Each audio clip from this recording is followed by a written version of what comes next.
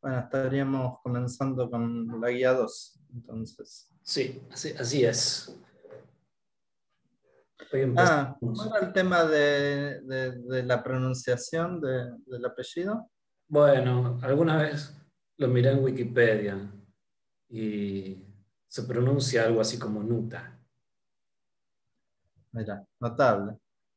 Sí, es raro porque el alemán suele tender a pronunciarse como se escribe, Sí, pero sí. O bueno. sea, que nosotros típicamente le damos una pronunciación de estilo más Spanglish. Sí, pero yo he visto también para asesorarme en el tema, he visto videos de YouTube, de clases en inglés o de clases en alemán y los en inglés le dicen Noeder. Ajá.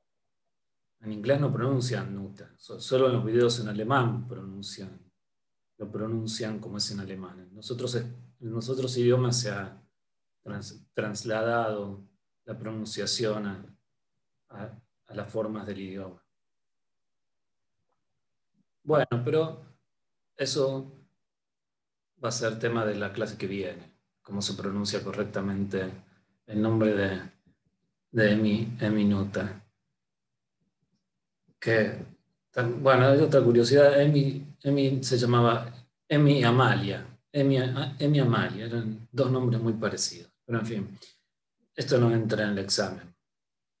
Lo que vamos a ver hoy son dos clases de problemas de cálculo variacional o dos clases de conexiones que hay entre el cálculo variacional y la mecánica clásica. Va a ser una clase que se va a tomar 1 hora y media, así que tal vez podemos hacer un intervalo también, cuando pasemos de un tipo de problema al siguiente. Y lo que resulta, o lo que van a ver en la guía, es que hay una división muy clara entre dos tipos de problemas. En unos problemas uno resuelve un problema mecánico o encuentra una solución aproximada de un problema mecánico usando métodos del cálculo variacional.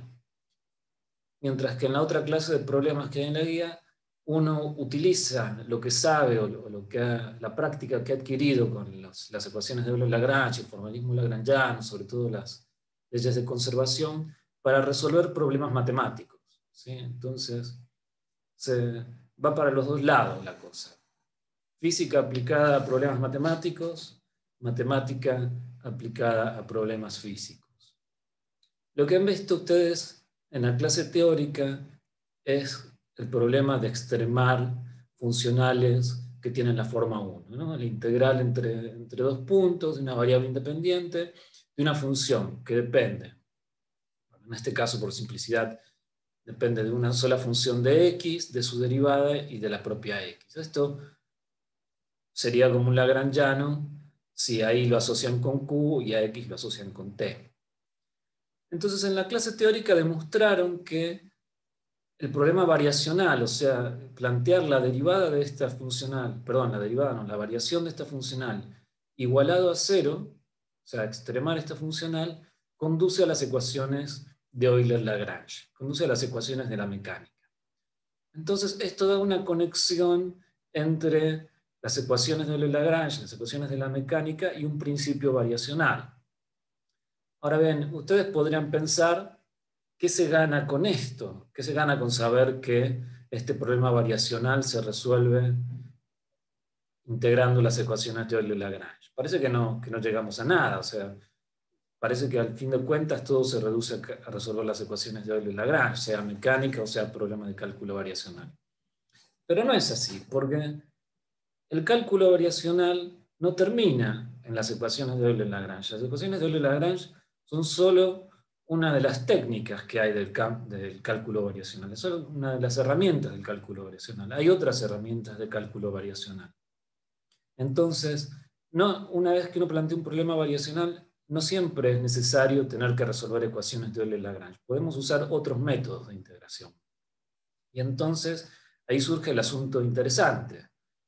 Habiendo establecido una conexión entre las ecuaciones de la mecánica y un principio variacional, que tiene muchas más herramientas que la propia mecánica, uno puede usar esas herramientas para atacar los problemas mecánicos. Entonces, es valioso haber establecido una relación entre mecánica y cálculo variacional, porque el cálculo variacional es un problema matemático muy, muy bien estudiado y permite sobre todo dar métodos de aproximación para encontrar las funciones, las soluciones de estas ecuaciones diferenciales sin pasar por las ecuaciones diferenciales propiamente dichas. Y el primer ejemplo que vamos a ver, porque supongo que esto es lo que más interés les va a despertar, ¿qué tiene para ofrecer el cálculo variacional que no sean las ecuaciones de Euler-Lagrange? El primer ejemplo que vamos a ver es uno donde no se escriben las ecuaciones de Euler-Lagrange, sino que se usa un método directo, se llama método directo del cálculo variacional, hay varios. Entonces, este problema es un problema de juguete, vamos a atacar un problema muy simple usando un método directo de cálculo variacional. El problema es el de una partícula que se arroja hacia arriba con cierta velocidad inicial y luego vuelve al origen. O sea, el tiro vertical, pero vertical estrictamente, a 90 grados. La partícula sube por el eje Y y vuelve a caer desde donde salió. Entonces, eso es muy fácil de resolver. Sabemos que va a ser que I de t va a ser una función cuadrática del tiempo. Lo que propone el problema es que tratemos de parametrizar la solución, o sea, y supongamos que ignoramos completamente de qué solución esperar de este problema, y lo que dice el enunciado es que propongamos que la solución puede parametrizarse de esta forma. ¿Qué quiere decir que la solución está parametrizada? Quiere decir que hay un esquema para construir las funciones dando los parámetros A0, los AN y los BN, ¿sí? Ya es una máquina predeterminada esta construcción. Nosotros damos los parámetros y esto nos da una función. Entonces la idea es la siguiente: dar los parámetros, construir la función y construir la familia de funciones que van a depender de esos parámetros y buscar el extremo de la acción para el problema mecánico usando esta familia de funciones. Ver cuál es el extremo de la acción restringida a esta familia de funciones. En este caso, la familia de funciones es tan amplia, ustedes saben que con una serie de Fourier pueden representar casi cualquier cosa. La familia de funciones es tan amplia que, aunque el enunciado hable de encontrar la mejor aproximación, nosotros vamos a estar recorriendo prácticamente todo el espacio de funciones admisibles. Entonces vamos a encontrar la solución exacta en el camino, no vamos a encontrar una aproximación. Pero si fuera una familia de funciones con un número menor de parámetros, imaginen, por ejemplo, el caso típico es que están ajustando una curva experimental y le ponen 2 o 3 parámetros. Bueno, imaginen que quisieran hacer lo mismo aquí. Definen una familia de funciones con 2 o 3 parámetros y calculan la acción y la hacen extrema respecto de esos parámetros. Se fijan qué parámetros hacen que la acción tenga un extremo. Bueno, en este caso es lo mismo, nada más que en el ejemplo este hay infinitos parámetros. Para una curva experimental ustedes no van a fitear con infinitos parámetros, van a poner un número limitado. Bueno, en el cálculo variacional también podríamos hacer eso. Pero bueno, el primer ejemplo que propone la guía es con una familia muy amplia de funciones, con infinitos parámetros. Entonces, lo primero que está visto aquí es que este problema de mecánica puede resolverse con las ecuaciones de Euler-Lagrange a partir del lagrangiano de una partícula en un campo gravitatorio. Bueno, ya esto sería demasiado, ¿no? Lo puede resolver por Newton, no necesita lagrangianos para encontrar esto. Pero en fin, tienen lagrangiano, tienen las ecuaciones de Euler-Lagrange, en este caso una sola, y es muy fácil de integrar. Y la trayectoria de la partícula, o la curva que hace la partícula en el tiempo, tiene esta forma de parábola. La partícula sale del origen con cierta velocidad, llega a un máximo y vuelve a caer a la Tierra a tiempo tc. Bueno, la idea del problema no es resolverlo con el lagrangiano, la idea del problema es pasarle lo más lejos posible a las ecuaciones de Euler-Lagrange y usar este método directo de cálculo variacional que consiste en buscar los extremos de la acción cuando en la acción uno no la alimenta con una función arbitraria en principio, sino la alimenta con una función dentro de esta familia de funciones parametrizadas con un conjunto de parámetros Cn. Aquí estoy diciendo que mi familia de funciones va a depender del tiempo, de los parámetros, por C sub n quiero decir a 0, los an y los bn. Entonces, calculo la acción para todas las funciones de esta familia, para todas las funciones de esta clase, y me fijo qué elección de los parámetros me da un extremo de la acción. Fíjense que cuando hacen esto, cuando reemplazan una función arbitraria en la acción por una función que está parametrizada, la propia acción se transforma en una función ordinaria de esos parámetros. Si ustedes calculan la acción para un polinomio de grado 3 en T, van a obtener una función que va a depender de 4 parámetros, que son los 4 parámetros del polinomio de grado 3. Aquí estamos alimentando la acción con una función de infinitos parámetros, o sea que vamos a obtener dentro de todo una función ordinaria, pero de un número infinito de variables. Pero lo importante es que la acción se transforma. La acción ya no es una funcional de una función, ya no es una funcional de una función. La acción ahora es una función ordinaria de un número posiblemente infinito de variables, pero dentro de todo una función de n variables, digámoslo así, n infinitas variables, pero numerables. Entonces, extremar la acción ya no es un problema de cálculo variacional cuando uno ha parametrizado las funciones de prueba. Es un problema de cálculo diferencial ordinario. Es derivar esa función e igualar sus derivadas a 0. ¿Se entiende la idea?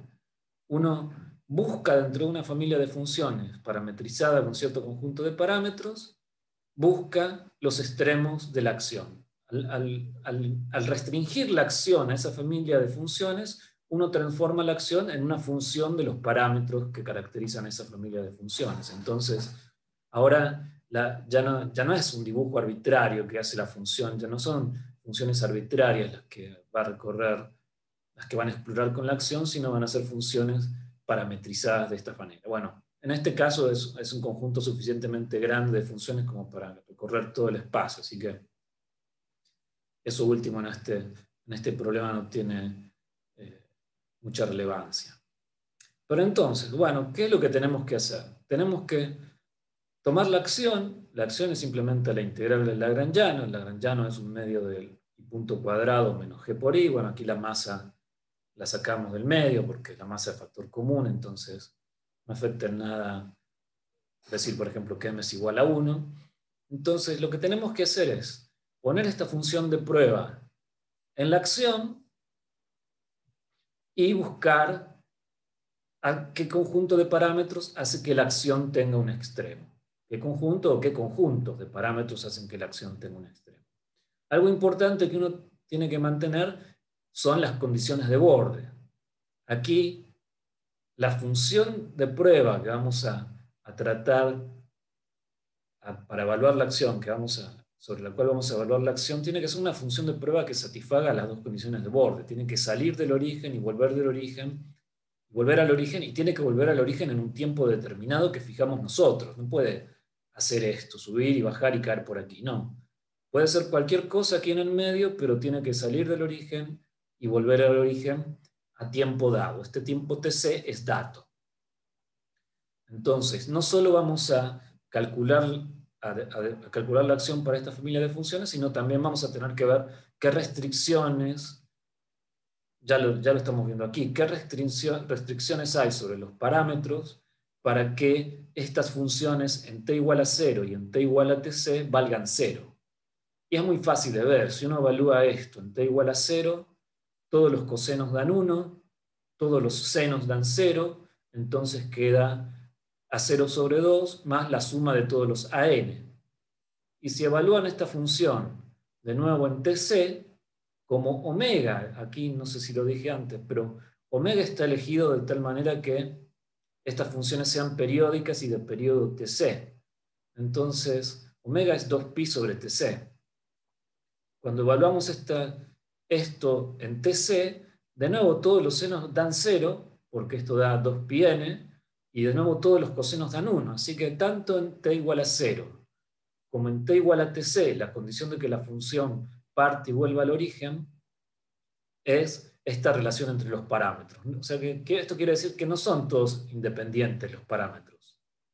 Hay una dependencia, hay una ecuación de vínculo entre los parámetros. No tenemos toda la libertad que queremos, que podamos querer, ¿sí? Tienen que satisfacer esta relación los parámetros. Entonces, eso habrá que tenerlo en cuenta cuando uno vaya a calcular los extremos de la acción. No todos los parámetros van a ser, la acción no va a ser una función de A0 y los infinitos AN y BN. Va a tener una dependencia menos, porque los parámetros están ligados, ¿sí? No va a haber que pedir que todas las derivadas se anulen, porque no todos los parámetros son independientes. Va a haber que restringir, que eliminar algún parámetro usando esta relación. Bueno, lo más fácil es eliminar A0, es decir, que el propio A0 es una función de los AN, entonces la acción la vamos a considerar una función solo de los AN y de los BN. El A0 va a estar implícitamente dado en términos de los AN.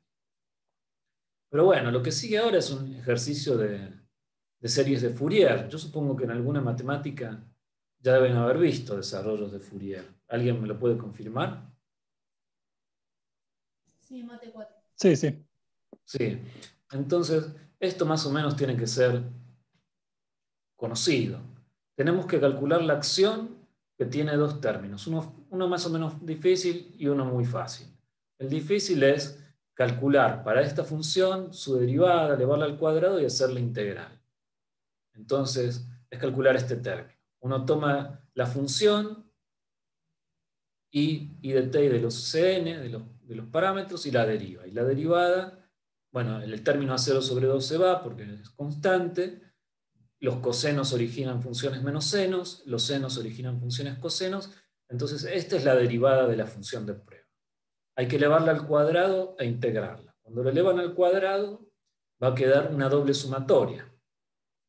Vamos a tener dos de estos términos, dos de estas sumas multiplicadas, entonces va a quedar una suma sobre n y una suma sobre k de esta suma de senos y cosenos por esta suma de senos y cosenos. Entonces, aquí cuando la integren se van a formar tres clases de términos. Van a aparecer senos multiplicando senos, cosenos multiplicando senos, ¿sí? Van a aparecer senos, senos, cosenos, senos, y van a aparecer cosenos, cosenos en las integrales. O sea, van a aparecer estas tres clases de integrales. Entre 0 y tc, donde tc es el período de estas funciones. Entonces, lo que tienen que manejar así ya intuitivamente es que la segunda clase de términos, esta integral entre 0 y tc, de un producto de seno con coseno va a dar automáticamente 0. Eso ya lo tienen que saber automáticamente.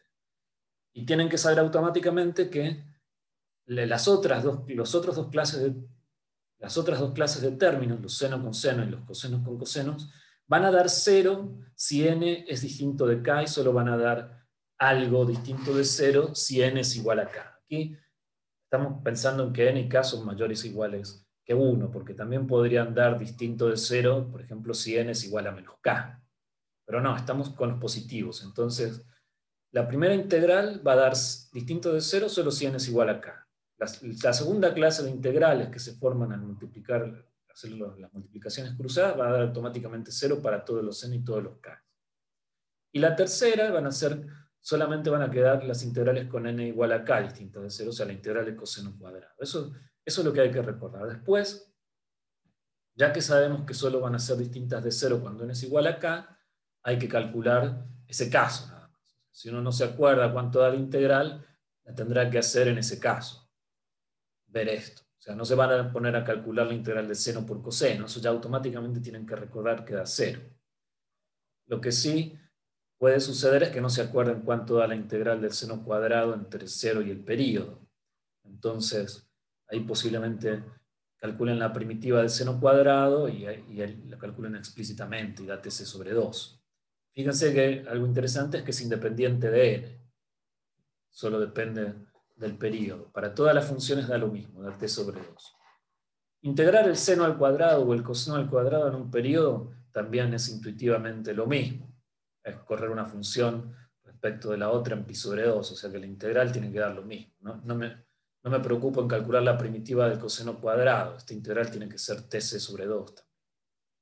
Y más aún, uno muchas veces se enuncia el siguiente resultado y uno termina recordándolo, y es que el promedio de la función seno cuadrado o el promedio de la función coseno cuadrado en un periodo es igual a un medio. Ese es un resultado que se menciona muchas veces en física, entonces hace que ni siquiera sea necesario calcular la primitiva del seno cuadrado. Si ustedes se acuerdan el resultado de que el promedio del seno cuadrado da un medio, ustedes saben que esta integral sobre TC tiene que ser igual a un medio.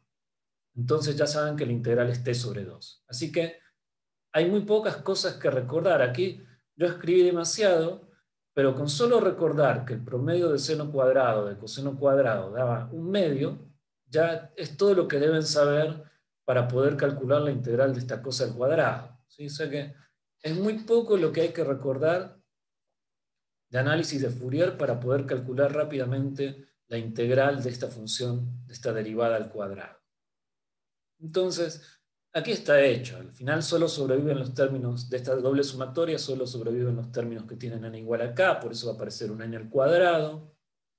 Van a aparecer los an al cuadrado, van a aparecer los bn al cuadrado. Bueno, es muy sencillo. No les va a costar nada ver que esa integral termina dando esta suma. ¿Sí? O sea, la integral de la función al cuadrado es una suma de todos sus coeficientes al cuadrado y aparece un n omega al cuadrado porque están calculando la derivada de la función al cuadrado. Esto es muy típico de Fourier. Uno cuando calcula la derivada baja un n, cuando calcula la derivada al cuadrado será un n al cuadrado, si calculara la derivada segunda bajaría un 2n cuadrado. Esto es muy típico de lo de Fourier. Cuando uno sabe cómo calcular la integral de la función, sabe cómo calcular la integral de su derivada, la integral de su derivada segunda, etc. O cuadráticas, o funciones cuadráticas de este estilo. Entonces, en fin, esta era la acción que tenía dos términos. Uno ya lo hemos calculado, es la integral de la derivada al cuadrado, y el otro es mucho más simple, que es calcular simplemente la integral de la función entre 0 y tc. Pongo la integral de la función entre 0 y tc, el término con el a0 va a dar simplemente tc sobre 2 por a0, y la integral de cualquiera de estas funciones, de los cosenos de n omega t o senos de n omega t, en un periodo, por simetría, van a dar 0. Así que esto no me tengo que meter ni con la integral ni con nada, digo con la sumatoria, ya sé que la integral de cosenos y senos en un periodo va a dar 0, entonces solo sobrevive el término con A0. Muy fácil calcular esta parte de la acción. Entonces, ya habiendo calculado la integral de I punto cuadrado y habiendo calculado la integral de I, lo que tenemos que hacer es la diferencia. Multiplicar esto por G, multiplicar lo otro por un medio y calcular la diferencia. Y esto es el resultado final. La acción, como función del conjunto de parámetros que caracteriza a esta familia de funciones, es la ecuación 26. Aparece A0, aparecen los AN, aparecen los BN. Esta es la acción.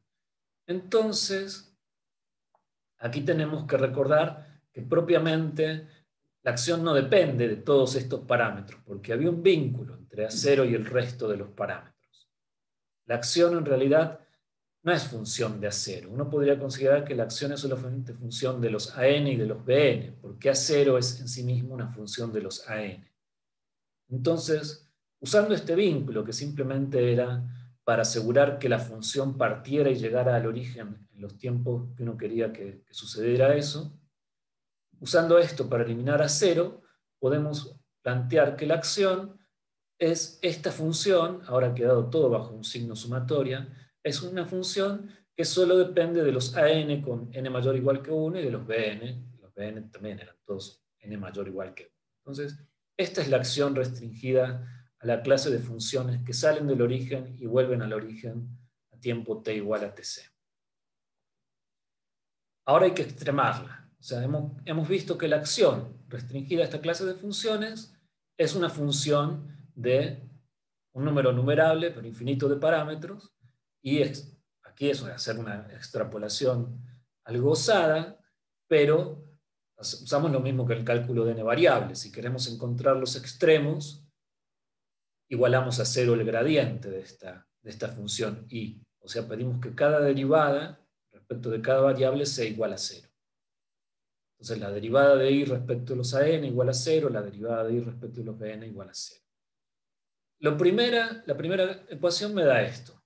Aquí derivo respecto de an, me queda un factor numérico por an, aquí aparece de nuevo la n, entonces me queda un g por tc. En definitiva, esta es la ecuación que tienen que satisfacer los an, se ha separado, ya estaba medio desacoplado todo, pero aquí se termina de desacoplar.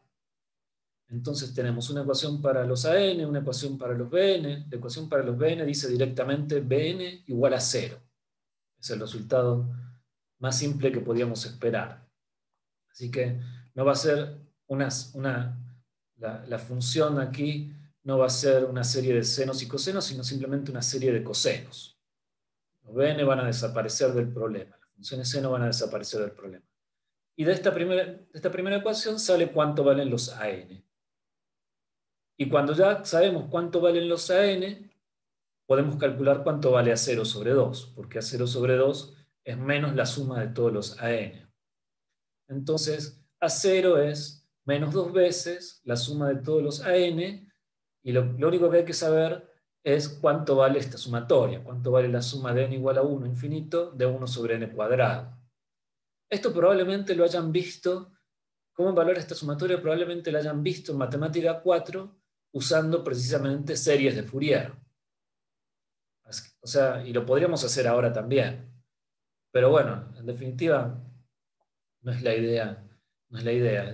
Podemos usar directamente el resultado, venga desde donde venga. La sumatoria de n igual a 1 infinito de 1 sobre n cuadrado es pi cuadrado sobre 6. Es la función z de Riemann de 2. Entonces, directamente sé que a 0 vale esto, y ya tengo todo para construir la función que extrema la acción dentro de la familia de funciones que había propuesto, que era un desarrollo de Fourier de senos y cosenos. Solo aparecen los cosenos y lo que podríamos considerar el coseno de 2π0 por t, que es el término asociado a 0. Entonces, esta es la función que extrema la acción dentro de la familia de funciones que hemos considerado. Es una función que, bueno, queda en términos de una sumatoria, ¿no? No es una función que uno diga, es tal función, la voy a graficar. Probablemente si al matemática le ponen esta sumatoria, la haga, la conozca. Nosotros en principio la vemos y no sabemos cuánto vale esta sumatoria. Para nosotros esto es una serie. No hay más que eso. Pero bueno, en definitiva ahora se trata de ver lo siguiente. Encontramos, mediante un método que no pasó por ningún momento por las ecuaciones de Lagrange, encontramos, extremando la acción explícitamente, una función determinada, que está restringida a cierta clase de funciones. Ahora vamos a ver que esa clase de funciones es tan amplia que esto es la solución exacta. No es una aproximación, no es la mejor función dentro de esa familia, o mejor dicho, la mejor función de esa familia de funciones es directamente la solución exacta del problema. Así que recordemos cuál era la solución exacta del problema. Cuando uno resolvía esto por Newton o por física 1 o por física del secundario, tenía una función cuadrática que salía del origen, por eso tiene un término lineal en t, volvía al origen en t igual a tc, por eso aparece este factor gtc sobre 2 aquí. Esto se anula tanto en 0 como en tc. O sea, esta es la función, la parábola que iba del origen y volvía al origen. Entonces, esta es la solución exacta. Para dejarla escrita parecido a como está nuestra solución por el método variacional, lo que hice aquí simplemente fue sacar el mismo factor común afuera de todo y dejar escrita la función como una función de t sobre tc, que es lo que tenemos aquí. Aquí tenemos una función de t sobre tc. Entonces, esta es la solución exacta. Tenemos el mismo factor común y tenemos la misma variable, que es t sobre tc. Entonces, la pregunta es, ¿cuánto difiere la solución exacta de esta solución que encontramos por el método variacional directo? lo mejor que podemos esperar es que difieran en cero, que sean la misma función. Entonces la pregunta es la siguiente. ¿Es esta función, que aquí es x menos x al cuadrado, en términos de la variable t sobre tc, es esta función igual a la función que obtuvimos por el método variacional directo? Y del otro lado de la igualdad, de esta igualdad conjetural, pongo esa función que obtuvimos por el método variacional directo. Aquí ya estos factores comunes no interesan para nada. Entonces, ¿es esto igual a esto otro? ¿Y cómo podemos verificarlo? Bueno, la forma de verificar si son iguales o no es la siguiente. Escribo el término de la izquierda, x menos x al cuadrado, lo desarrollo en serie de Fourier y me fijo si me da lo de la derecha. Entonces, lo que viene aquí es el desarrollo de Fourier de la función x menos x al cuadrado. Fíjense que es un desarrollo en funciones trigonométricas de periodo 1, porque la función sale de 0 en el origen y vuelve a 0 en tc, que quiere decir que cuando la variable es 1 vuelve a 0 esta función. Entonces, bueno, es un ejercicio de matemática. Calcular el desarrollo de Fourier de x menos x al cuadrado. No vale la pena entrar en los detalles. La integral más difícil que hay que calcular es la integral de x al cuadrado por coseno. Pero bueno, salen siendo partes. Aquí están escritas las integrales. Y lo que uno ve al final de todo es que sí, que el desarrollo de Fourier de la función x menos x al cuadrado era lo que habíamos obtenido por el método variacional directo. O sea que el método variacional directo no me dio una aproximación, sino que me dio la solución exacta.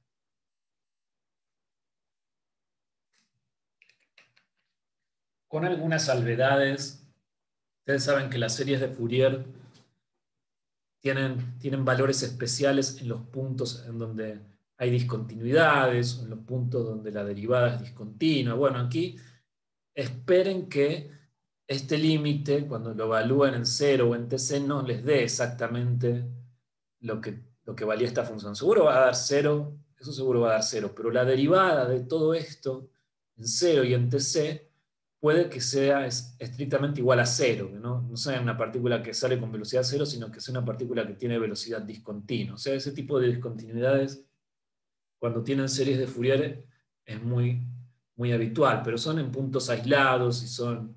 Cuando uno hace el gráfico de las funciones de la serie de Fourier, directamente no distingue eso. Si uno está interesado en hacer un cálculo aproximado, esas cosas se pasan por alto. Pero en fin, variación directa de la acción en esa familia tan amplia de funciones dio la solución exacta.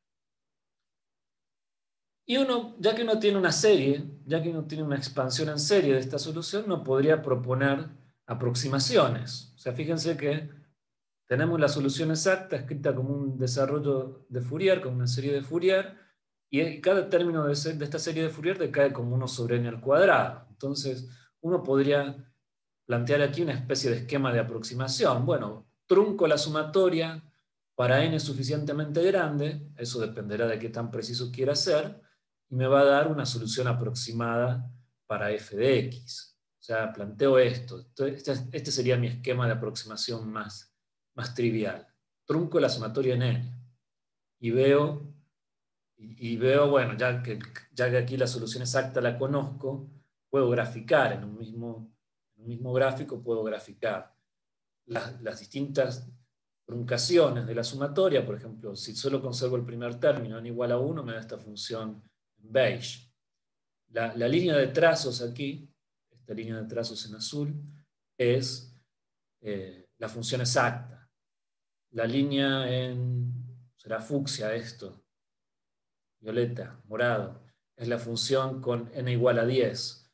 Ya esa, fíjense que tiene aquí su desperfecto en el origen, porque todas estas funciones tienen derivada 0 en el origen, y la solución exacta no tiene derivada 0. O sea, eso es lo que me refería antes con las discontinuidades que puede haber en las derivadas o en la función para una serie de Fourier. Y bueno, funciones con n intermedio, por ejemplo 3, 5, cada vez se van pareciendo más a la solución exacta. Pero todas estas soluciones aproximadas tienen un desperfecto muy notable, y es que no cumplen las condiciones de borde. No cumplen el hecho de ser 0 aquí y 0 aquí. Entonces, hay algo relativamente fallido respecto a esta manera de buscar las aproximaciones con la serie de Fourier. Pero una forma de corregirlo muy sencilla es la siguiente. Es de entrada, si uno está interesado en una solución aproximada, de entrada propone una familia que no sea una serie infinita de Fourier. De entrada ya propone que la familia de funciones dependa de un número limitado de parámetros, no de un número infinito de parámetros como hicimos antes, sino de un número, bueno, será 2n más 1 parámetros aquí.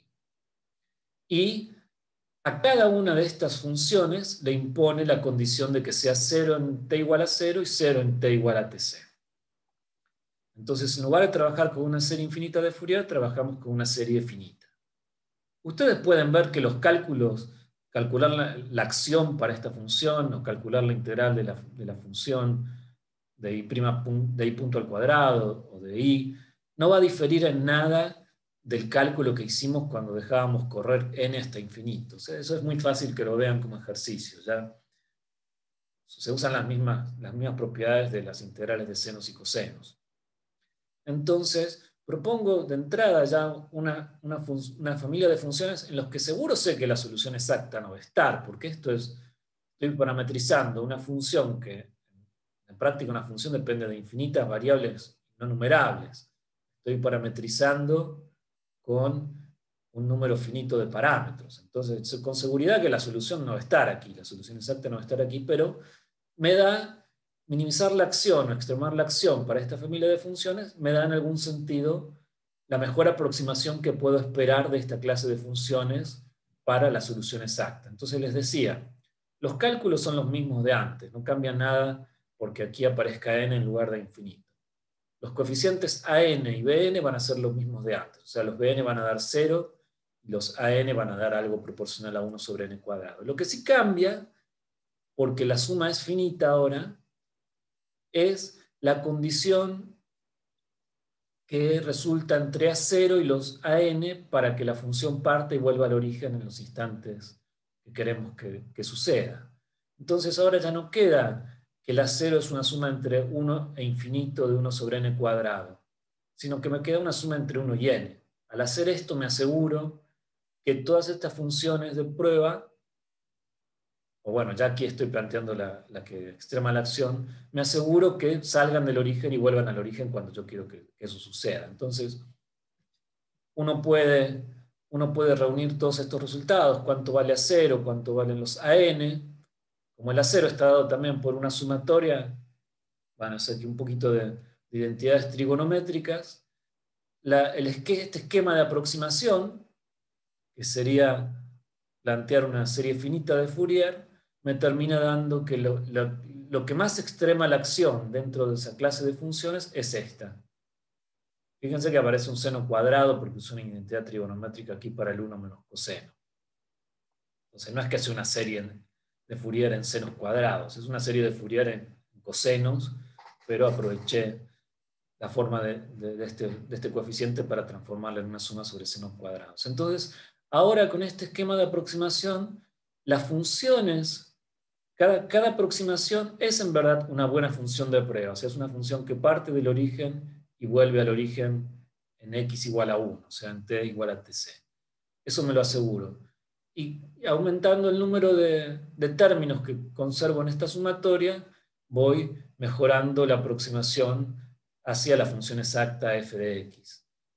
Uno no diría que se consiguió mucho entre un gráfico y el otro, más parece ser que la cosa se empeoró. Fíjense que aquí la aproximación con n igual a 10 da muy cerca, da prácticamente sobre la solución exacta, y en cambio aquí la solución con n igual a 10, si bien parte de los puntos de los cuales, si bien parte y regresa donde queremos, ya no se ajusta tan estrechamente a la solución exacta. Así que no está muy claro cuál esquema de aproximación termina siendo mejor. Si lo que queríamos es que la función parta y vuelva al origen en los tiempos los tiempos predeterminados, entonces tenemos que quedarnos con esto. Así que bueno, ahí teníamos otra forma de plantear el problema variacional, con una serie finita, que este sería un método directo más típico de cálculo variacional. No proponer una expansión en una base completa, sino proponer una expansión que solo tiene un número finito de funciones, un número finito de parámetros. Esto es lo más típico, ¿sí? También podríamos haber probado usar una familia de funciones que fueran polinomios. A0 más A1 por t, más A2 por t cuadrado, más A3 por t cubo, más A4 por t a la cuarta, etc. Y ahí le hubiéramos invocado a la solución exacta, porque la solución exacta es un polinomio. Pero en ese otro caso también le hubiéramos pegado a la solución exacta. Pero aquí podríamos plantear, qué sé yo, exponenciales o gaussianas, cosas así. Y ver dentro de esta familia de gaussianas cuál es la que extrema la acción, considerar eso como la mejor aproximación dentro de la familia de gaussianas. Bueno, gaussiana tal vez no, porque no se anula estrictamente en ningún lado. Pero podríamos probar así con otra clase de funciones que consigamos una gaussiana por un x al cuadrado, una gaussiana por una función que se anule en 0 y 1, me serviría. En fin,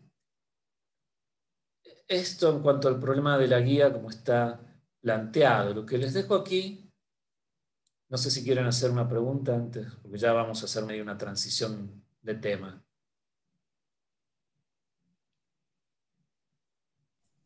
Sí, Es un ejercicio sencillo, ¿no? Vos dijiste que íbamos a ver dos métodos. Este sería uno. Y el otro caso, perdón, no método, ¿es el que vas a explicar después? O... ¿Y vamos, perdona, qué?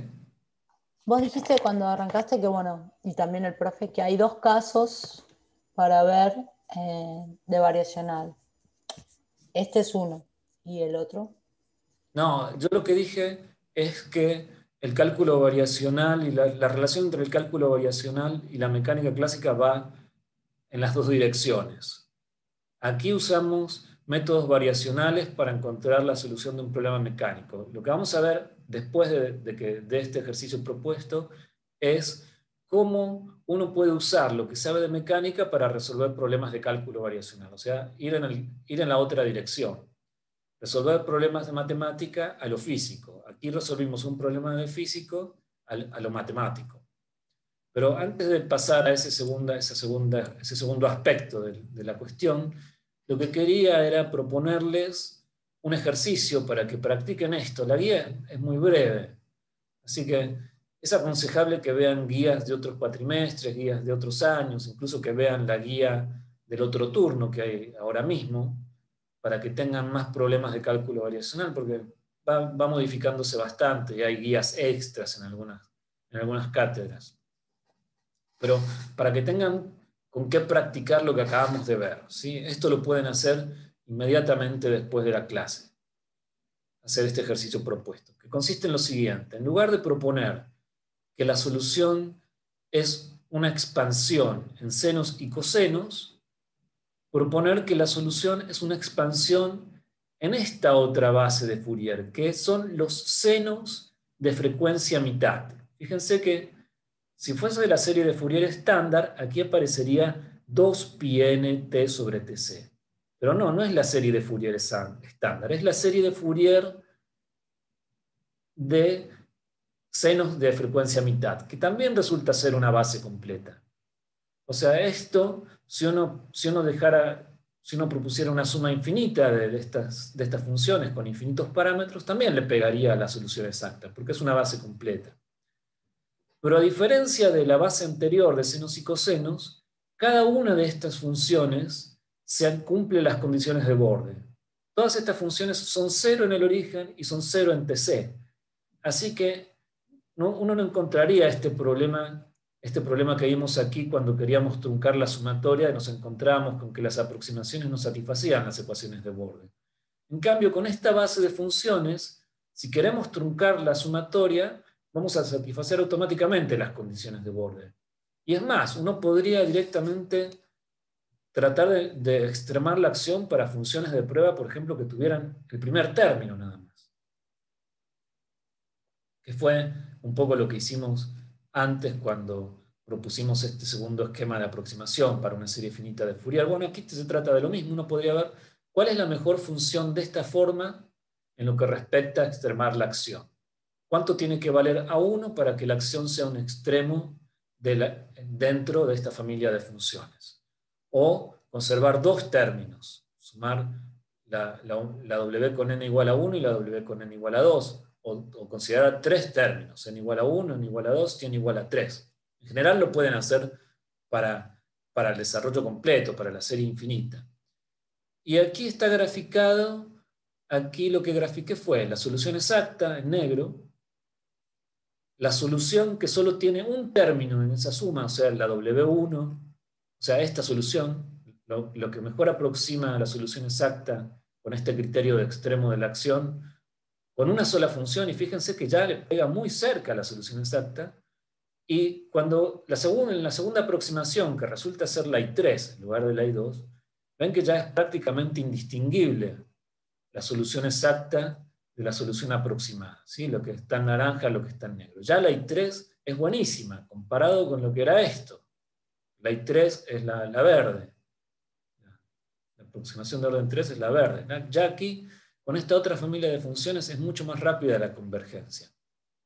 Entonces, lo que les propongo es que planteen que la solución es una expansión en esta familia de funciones y que encuentren, por el método directo de extremar la acción dentro de esa familia de funciones, que encuentren los AN. ¿Sí? Ese es el ejercicio que les propongo, que traten de aplicar el método variacional directo, pero dentro de esta familia de funciones. Y vean cuánto valen los AN y grafiquen para n igual a 1, 2, 3, 4, 5 y vean qué tan rápido converge. Bueno, esto ya da una idea de lo rápido que converge hacer eso. Y da una idea, da algo bastante sorpresivo, que es que ya la función seno, que es la que está graficada aquí en rojo,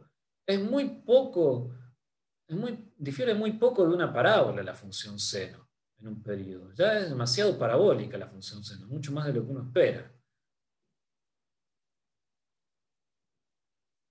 Bueno, la importancia de que se cumplan las condiciones de borde es que uno plantea el problema variacional de la siguiente manera. Uno dice, voy a extremar la acción para las funciones que cumplen tal y tal condición de borde. Entonces, esas son las funciones de prueba del problema variacional. Cuando uno calcula las cosas exactamente y deduce las ecuaciones de Lagrange, a todas las funciones de prueba les pide que satisfagan las condiciones de borde. Entonces, es parte del principio variacional que las funciones de prueba satisfagan las condiciones de borde. ¿Sí? Es por eso, porque el enunciado del principio variacional es la variación de la acción con las funciones, con los bordes fijos. Entonces uno puede pensar en aproximar la función y no importarle lo que pase en los bordes. Bueno, ya lo vimos. Pero si uno quiere apegarse más al principio variacional del cual se deducen las ecuaciones de Euler-Lagrange, debe pedir que las funciones de prueba satisfagan las soluciones de contorno. Ahí te hacen una pregunta, Juan, Lautaro. ¿Por qué Sí, es tan sí, importante? es la que estaba respondiendo. Ah, perdón, estaba distraído.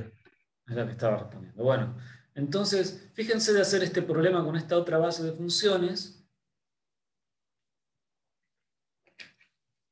Y si quieren, posteen sus resultados en el campus o consúltenlos. Es un ejercicio propuesto ya que tienen todo el fin de semana.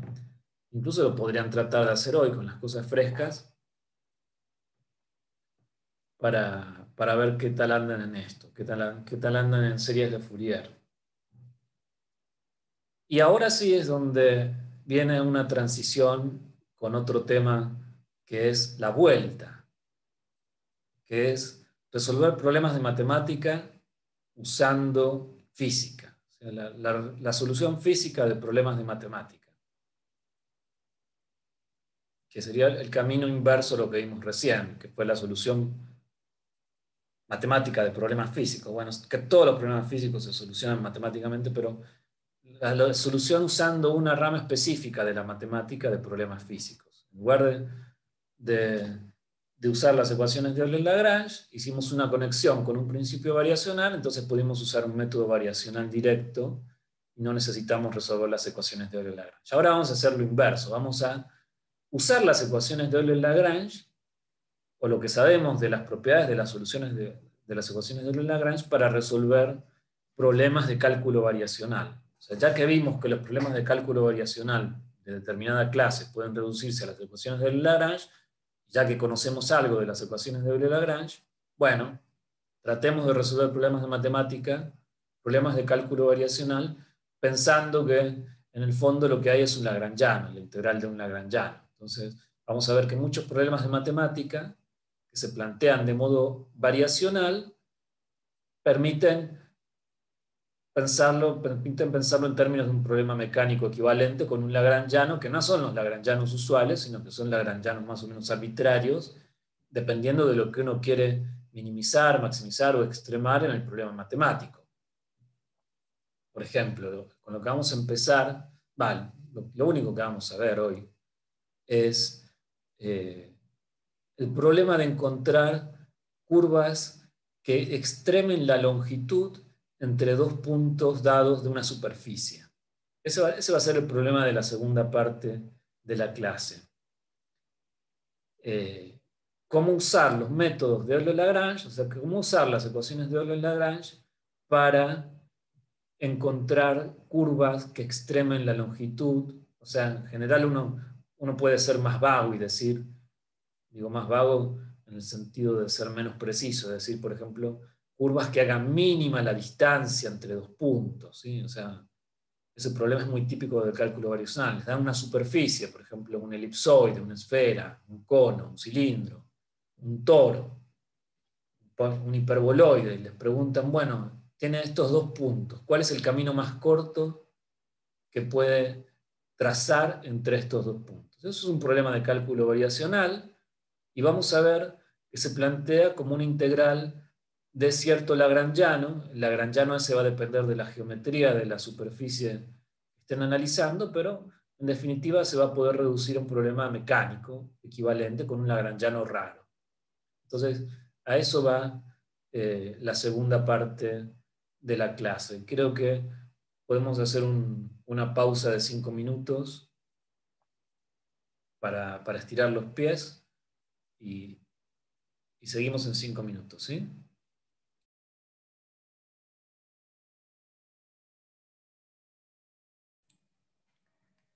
Bueno, sigamos entonces.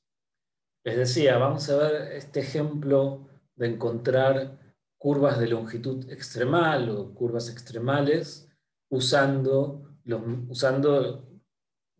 el problema matemático del problema mecánico. Y vamos a empezar con el caso más sencillo, que es cómo unir con una curva extremal dos puntos en el plano. Entonces, no hay ningún impedimento en elegir que uno de esos puntos sea el origen y que el otro punto sea un punto P con coordenadas cartesianas A y B, y pidamos que no esté justo sobre el eje Y, pidamos que A sea distinto de 0. Porque como vamos a querer parametrizar la curva con X, si justo el punto al que queremos llegar está arriba del origen, no vamos a lograr parametrizar eso como una función de X. Entonces, estamos restringiendo un poco la generalidad del problema, pero no es nada del otro mundo. Entonces, se trata de lo siguiente. Uno con una curva, el origen, que es el punto que lo llamé Q, y el punto P. La curva arranca con un parámetro lambda igual a 0 y termina en el punto P con un parámetro lambda asterisco. Y me pregunto, ¿cuál es en términos paramétricos, o sea, cuál es la curva dada paramétricamente, o sea, dar x de lambda e y de lambda, cuál es la curva que extrema la distancia, ya que en este caso va a ser un mínimo. Una curva que extreme la distancia, un máximo no está acotado, siempre puedo encontrar una curva más larga entre Q y P, pero una curva mínima sí tiene sentido preguntarse por eso, ¿no? Pero eso es secundario. Lo que nos preguntamos es por un extremo de la longitud dentro de esta familia de curvas gamma que empiezan en Q y terminan en P. Entonces, ¿cómo calculo la longitud de una curva en el plano? Calcular la longitud es hacer la integral de dx al cuadrado más dy al cuadrado. En el límite en que dx y dy tienden a 0, estoy calculando cuánto vale cada elemento de longitud de la curva. Entonces después tendré que hacer la integral de eso y me dará la longitud completa. Cuando uno dice aquí que dx es la derivada de x respecto de lambda por d lambda, y que dy es la derivada de y respecto de lambda por d lambda, el d lambda sale fuera de la integral de la raíz, y en la raíz me quedan las derivadas de x y de y. Entonces esta sería la funcional que uno quiere extremar. Lo importante es que entiendan de dónde viene esta raíz cuadrada. Viene de Pitágoras, ¿no? De ningún otro lado viene, ¿sí? Estoy sumando cachito por cachito la longitud de la curva, aproximando por pequeños triángulos rectángulos con base de x y altura de y. Entonces así se forma esta funcional. Ahora la pregunta es, ¿para qué curva, o sea, para qué parametrización x lambda y de lambda esta funcional tiene un extremo? Entonces, esto no tiene la misma forma que un problema mecánico en donde el parámetro, la variable independiente fuera lambda, en lugar del tiempo, y en donde en lugar de tener el lagrangiano típico, que sería la velocidad del cuadrado, tenemos un lagrangiano típico que es la raíz de la velocidad del cuadrado. En lugar de tener un medio de x punto al cuadrado, o un medio de b cuadrado, tenemos el módulo de b. Entonces es un problema mecánico con un lagrangiano nuevo, con un lagrangiano novedoso. Pero sabemos que el problema variacional, que es extremar la acción, va a conducir a las ecuaciones de Euler-Lagrange con este lagrangiano extraño. ¿Sí? Aquí está escrito quién es ese lagrangiano. Le di aquí, al lado de la izquierda, le puse todas las cosas de las que podía depender, pero que en realidad no depende de todas estas cosas. No depende explícitamente ni de x ni de y, solo depende explícitamente de sus derivadas. Tampoco depende explícitamente del parámetro lambda, pero en principio es un lagrangiano que podría depender de todas esas cosas. Entonces, ¿cómo resuelvo el problema variacional? Bueno, en este caso lo resuelvo con las ecuaciones de Euler-Lagrange para este lagrangiano. X e y son variables cíclicas, es algo que estuvieron viendo hoy. Entonces eso me da inmediatamente dos leyes de conservación, o dos integrales primeras, o dos constantes de movimiento, como quieran llamarlo. Como la ecuación de Euler-Lagrange para X no tiene segundo término, el segundo término es 0, porque la derivada de L respecto de X es 0, me dice que esta derivada, leanlo así, si esto lo quieren leer como un programa mecánico, lo leerían así. La derivada total respecto del tiempo de la derivada de L respecto de Q punto es igual a 0. Bueno, aquí Q es X, Q1 es X, Q2 es Y. Entonces, esto es constante, lo que estoy derivando es constante, aquí también lo que estoy derivando es constante, y obtengo este par de ecuaciones por el carácter cíclico de las coordenadas X e Y. ¿Por qué eso es un lagrangiano? Porque yo digo que yo le pongo ese nombre. Digo, esto tiene la misma forma. Yo sé que, vamos a decirlo de otra manera. Yo sé que un problema mecánico con un lagrangiano L equivale a la variación de la integral. Vamos a volver aquí, a la primera página. Yo sé que el problema mecánico definido por un lagrangiano L equivale al problema variacional delta I igual a 0, donde en mecánica el lagrangiano tiene esta forma. Es una función, de la derivada de la función y de la propia variable independiente. Aquí, si fuera un problema mecánico, no pondría X, sino que pondría T. Pero bueno, el problema mecánico se resuelve, tiene su equivalente en un problema variacional. Entonces, ahora estoy viendo que un problema variacional se escribe de la misma manera que se escribiría el problema variacional de mecánica. Nada más que en lugar de ser el lagrangiano de una partícula libre o el lagrangiano de una partícula en un potencial, es este lagrangiano. O sea, esto no tiene una forma distinta a la del principio de Hamilton para sistemas mecánicos.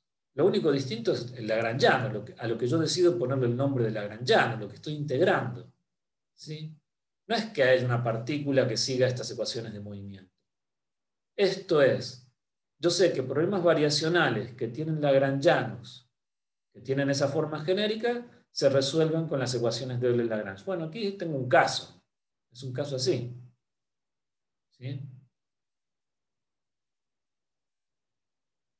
Le pongo nombre, digo, el integrando, lo que estoy integrando es el lagrangiano de un sistema mecánico equivalente al que puedo asociar este problema matemático.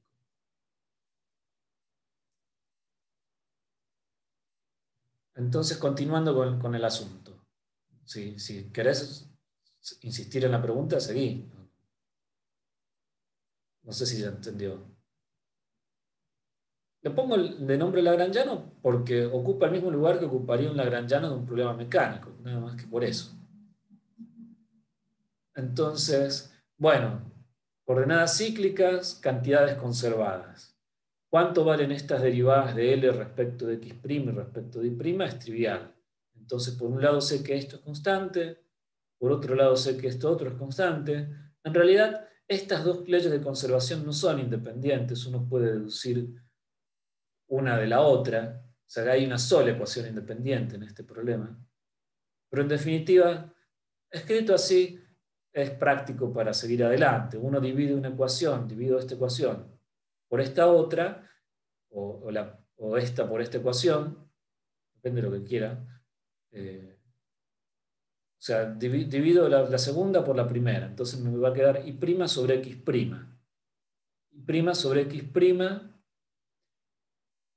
o que es directamente la derivada de y respecto de x, y eso va a ser igual a una constante, va a ser igual a b sobre a. Entonces estas dos ecuaciones yo las divido y obtengo que la derivada de y respecto de x es una constante. Más generalmente lo que obtendría dividiendo estas dos ecuaciones es que y' es una constante por x'.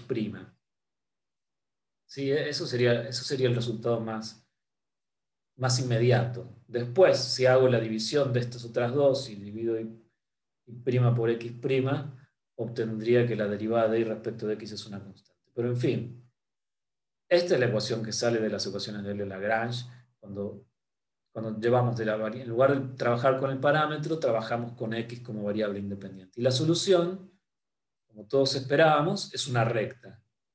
Y de x tiene que ser a c por x más d. Y además, como habíamos dicho que la curva tenía que salir del origen y tenía que llegar en x igual a a, tenía que llegar a y igual a b, la recta es esta, más precisamente es esta recta. Y fíjense que nosotros partimos de un principio variacional y de una curva a la que estábamos parametrizando con un parámetro lambda, y en el medio de la solución ese parámetro se fue, ¿sí? Y me quedó parametrizada la solución con una de las que era coordenadas en un principio. Lo que uno podría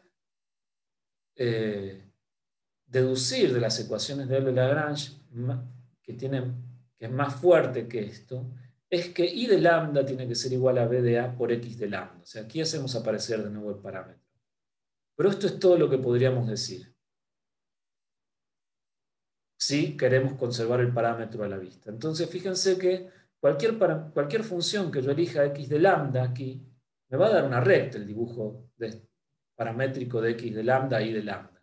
Va a dar una recta, nada más que puede ser que la recorra varias veces. Si la función, por ejemplo, si X de lambda es seno de lambda, voy a ir y venir varias veces entre los dos puntos.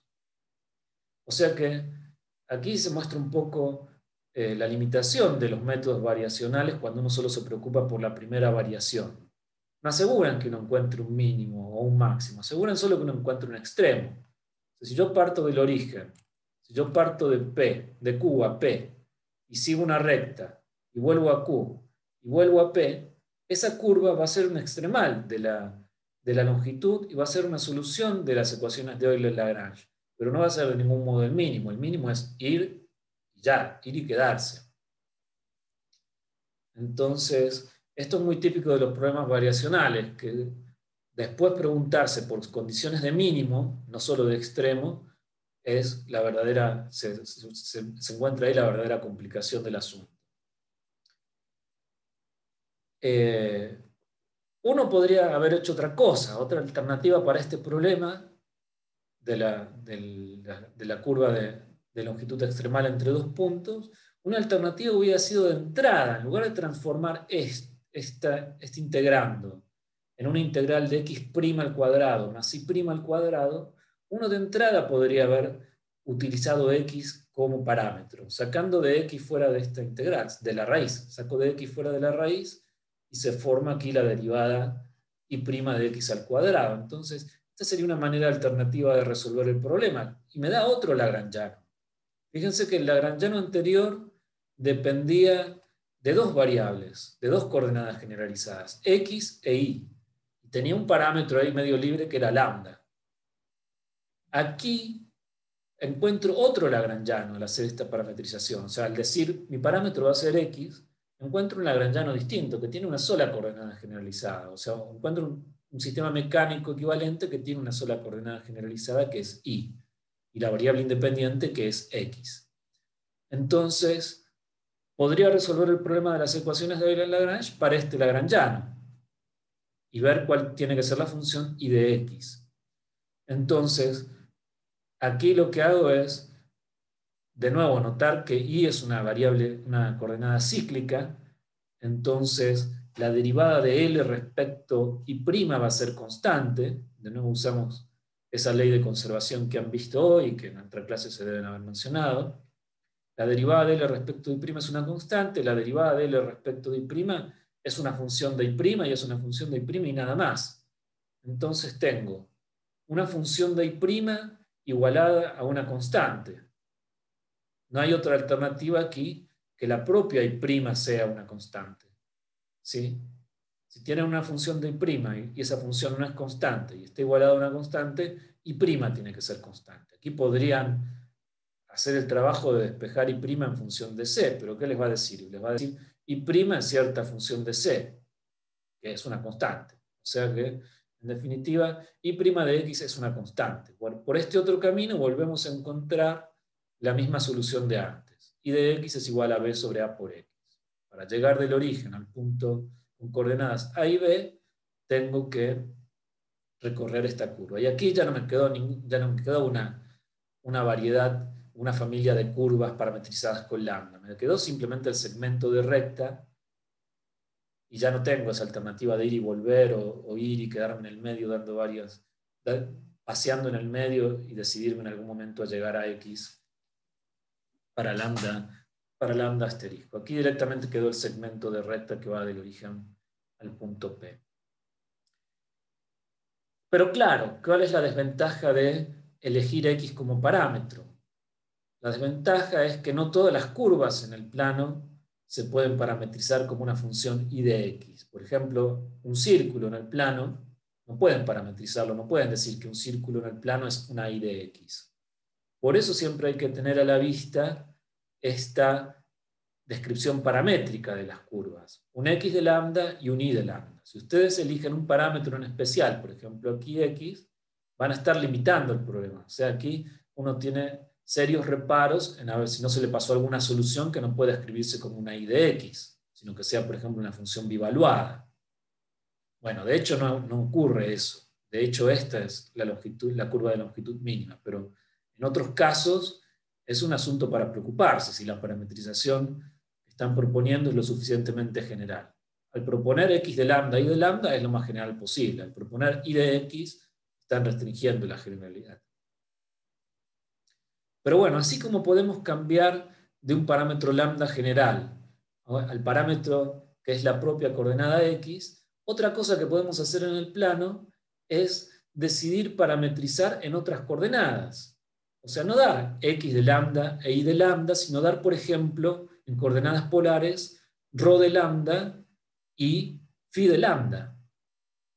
¿Sí? Esta es otra manera de dar una curva en el plano. Doy la función ρ del parámetro y doy la función phi del parámetro. ¿Cuál es el elemento de longitud en el plano en coordenadas polares? El elemento de longitud en el plano en coordenadas polares, no lo escribí aquí, pero es diferencial de ρ al cuadrado más ρ al cuadrado diferencial de phi al cuadrado. Divido por delta lambda y me queda que la longitud de la curva es esto. Fíjense que lo que está escrito dentro de la raíz no es otra cosa que haber dividido por delta lambda, por d lambda al cuadrado el elemento de longitud en polares en el plano, que es ρ diferencial de ρ al cuadrado más ρ cuadrado diferencial de φ al cuadrado. Esto podríamos plantearlo así y ver qué pasa, cuál es la solución con un parámetro lambda, pero también podemos hacer lo que hicimos antes, de elegir en la práctica que lambda no sea cualquier cosa, sino de decir, por ejemplo, que el parámetro lambda sea la propia función phi, la propia coordenada phi. Entonces, en ese caso, phi' de lambda es 1, ρ' es la derivada de ρ respecto de phi, y la longitud de la curva, si estamos parametrizando con el ángulo phi, es esto. De nuevo tiene los mismos reparos de antes. No todas las curvas en polares podrán describirse como una función ρ de phi univaluada. ¿Sí? Entonces, puede ser que no estemos contemplando toda la familia de curvas, sino solo una clase especial. Pero bueno, digamos que hacemos eso, que planteamos la longitud de curva en polares usando como parametrización el ángulo phi de polares. Entonces me queda esta integral que tengo que extremar, que tiene otro lagrangiano. ¿Sí? Fíjense que los lagrangianos van cambiando si cambio el parámetro, si cambio las coordenadas. En coordenadas cartesianas era una cosa. En coordenadas polares el lagrangiano es esta otra cosa. O sea, el lagrangiano es esta función.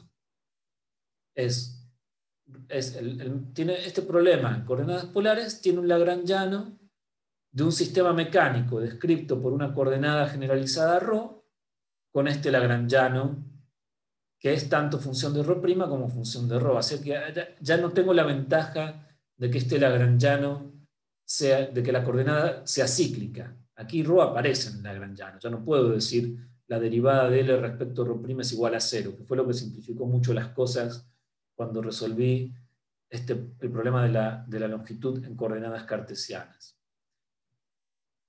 Pero no será un lagrangiano donde ρ sea cíclica, pero es un lagrangiano que, si se fijan, no depende explícitamente de la variable independiente phi, que es algo que han estado viendo hoy con Rafael. ¿Qué pasa cuando el lagrangiano no depende explícitamente del tiempo? Y es lo que han visto hoy con Rafael referido a la función h. Este es un lagrangiano que no depende explícitamente de la variable independiente phi. Entonces tiene una ley de conservación. Es una ley de conservación para la función h. Aquí hago de nuevo la deducción que vieron en la teórica, o sea, presento la función h, esto pueden revisarlo para ver cuál es el detalle de la demostración, pero lo importante es el resultado principal de plantear esta cadena de cálculos es que si L no depende explícitamente del tiempo, en general si L no depende explícitamente de la variable independiente, que en el problema geométrico es phi, se conserva esta cantidad, que se llama función h de q, de q punto y de t. Pueden ser varias variables, por eso hay q y i, están numeradas están con el índice i. Si L no es función explícita del tiempo de la variable independiente, se conserva esto. ¿Qué es lo que ocurre aquí? Para este lagrangiano, para la longitud de la curva en coordenadas polares en el plano que me da este lagrangiano, L no depende explícitamente de phi. Entonces se va a conservar esto, se va a conservar ρ' por la derivada de L respecto de ρ' menos L, se va a conservar. Eso sería h, que se llama función de Hamilton, o función de Jacobi, o funcional de energía, depende del contexto. Pero en definitiva, tenemos esto. Las ecuaciones de Euler-Lagrange implican la existencia de esta integral primera. Aquí tenemos un problema en donde la coordenada no es cíclica, pero donde no hay dependencia explícita en el tiempo, en el lagrangiano. El tiempo aquí, véanlo como el parámetro phi, la coordenada phi. Entonces se conserva esta cantidad. Este es un integral de movimiento. Entonces no tengo que hacer otra cosa que calcular término por término aquí en la ecuación 90. Hacer ρ', calcular la derivada de L respecto de ρ' y restarle el lagrangiano. Eso va a ser constante. Entonces, esa operación me termina diciendo que esta función de ρ y ρ' es igual a constante. Vean esto como una ecuación diferencial, pero a diferencia de las ecuaciones de Euler-Lagrange, es una ecuación diferencial en derivadas primeras. O sea, el hecho de que L no dependiera explícitamente de phi me permite hacer una integral, avanzar un paso en la integración de las ecuaciones de movimiento. En lugar de tener una ecuación diferencial de segundo orden, como es la ecuación de Euler-Lagrange, consigo una ecuación diferencial de primer orden. Esto lo pueden reescribir de manera muy fácil en esta forma: elevan al cuadrado, pasan cosas de un término al otro, y esto es equivalente a esta otra ecuación. Aquí se ve más que es una ecuación diferencial, ¿sí? La constante a cuadrado aquí es 1 sobre h cuadrado aquí. Bien, aquí algo que vamos a ver cuando revisemos fuerzas centrales es que ecuaciones de este estilo tienen un truco muy fácil para resolverse, que es hacer el cambio de ρ a 1 sobre ρ. Fíjense lo que pasa cuando yo, en lugar de considerar como variable dependiente ρ, considero como variable dependiente u, que es igual a 1 sobre ρ. U' es igual a menos 1 sobre ρ cuadrado por ρ', lo que está escrito aquí. Entonces, u' al cuadrado es igual a ρ' cuadrado sobre ρ cuarta, que es justo lo que tengo escrito aquí. O sea, esto que está escrito aquí es u' cuadrado. Y por otro lado, esto que está escrito aquí es u al cuadrado. Entonces, la ecuación diferencial para ρ es equivalente a esta ecuación diferencial para 1 sobre ρ, o sea, para u. Y esta ecuación diferencial la tienen que saber resolver inmediatamente. Es la ecuación de conservación de la energía para un oscilador armónico. U' cuadrado más u cuadrado igual a una constante. Entonces ya sabemos cuál es la solución. Va a ser esa constante por una función coseno-seno que va a depender del ángulo de la variable independiente phi y de una fase que es otra constante de integración. Aquí tenemos las dos constantes de integración de las que depende este problema. Entonces, si u es esto, ρ, que es 1 sobre u, es esta otra cosa. Ahora, ¿cuál era el problema que estábamos resolviendo? No se olviden, era encontrar la curva de longitud extremal en el plano en coordenadas polares. Cuando lo hicimos en cartesianas, inmediatamente vimos y igual a una constante por x, y eso inmediatamente decimos es una recta. Pero ahora, si yo les mostrase la ecuación 97 y les dijera, ¿qué están representando aquí con esta ecuación? ¿Qué cosa es esto? ¿Cuántos de ustedes me podrían decir, esto es una recta? ¿Alguna vez vieron la ecuación en polares de una recta? Bueno, es esto, es la ecuación 97. ¿Por qué esa ecuación es la de un oscilador armónico? Acordate que la ecuación de conservación de un oscilador armónico es un medio de x punto al cuadrado más un medio de k por x al cuadrado igual a una constante. Esa es la ecuación de conservación de la energía para un oscilador armónico. Y esto tiene el mismo aspecto. No será una derivada respecto del tiempo, pero es una derivada respecto de algo. Aquí no tengo k sobre 2. Bueno, k sobre 2 vale 1. Tengo u cuadrado. O sea que esto tiene la misma forma que la ecuación de conservación de la energía para un oscilador armónico. O sea, le puedo asociarle la misma solución. Por eso lo digo. Entonces, ¿cómo ver que esta es la ecuación de una recta en polares? Bueno, es muy sencillo en realidad. Pasen multiplicando de este lado de la ecuación coseno de phi menos phi 0.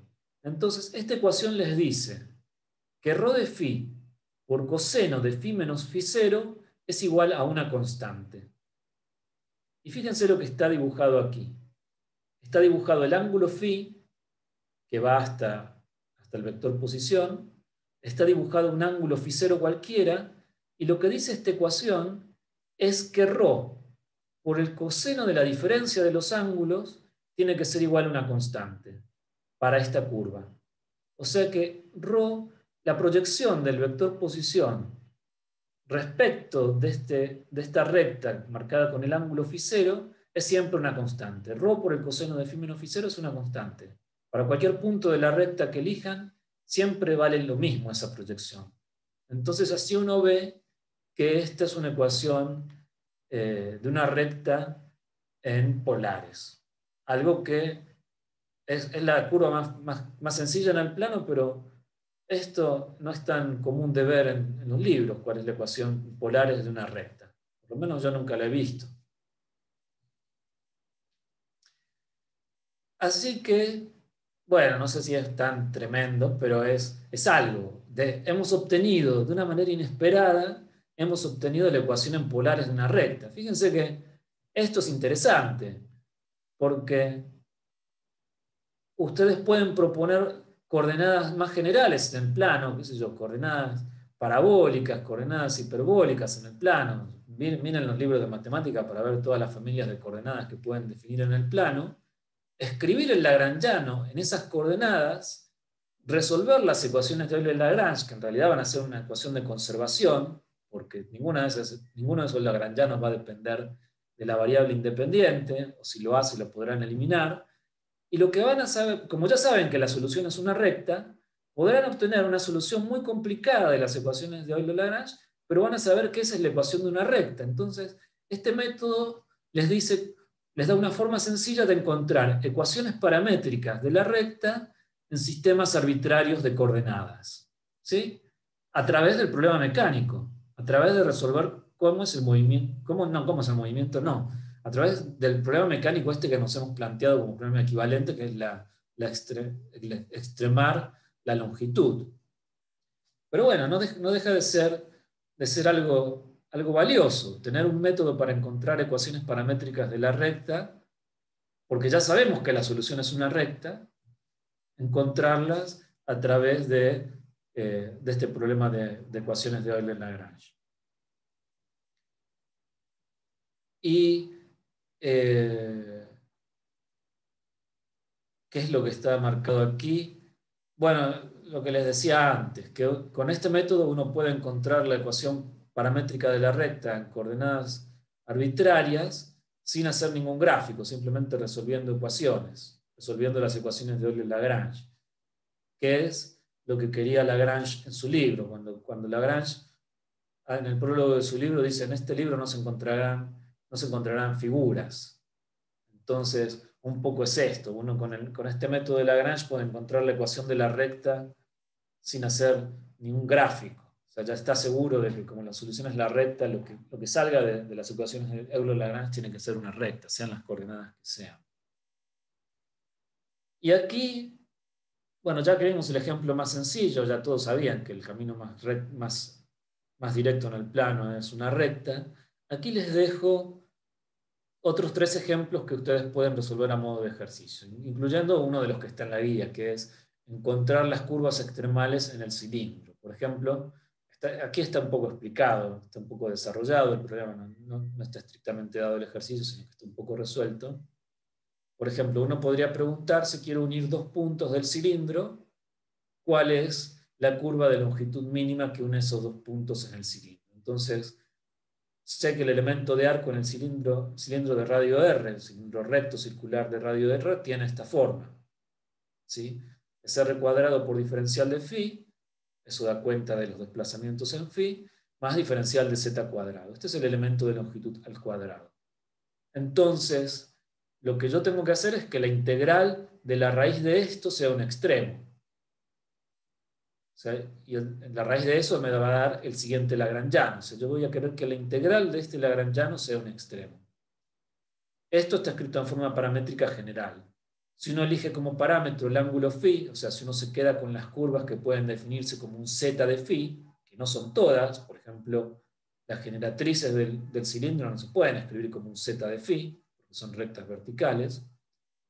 Entonces, salvo en esos casos, el lagrangiano que yo obtendría usando como parámetro, como variable independiente phi, sería este. O sea, para el cilindro obtengo este lagrangiano.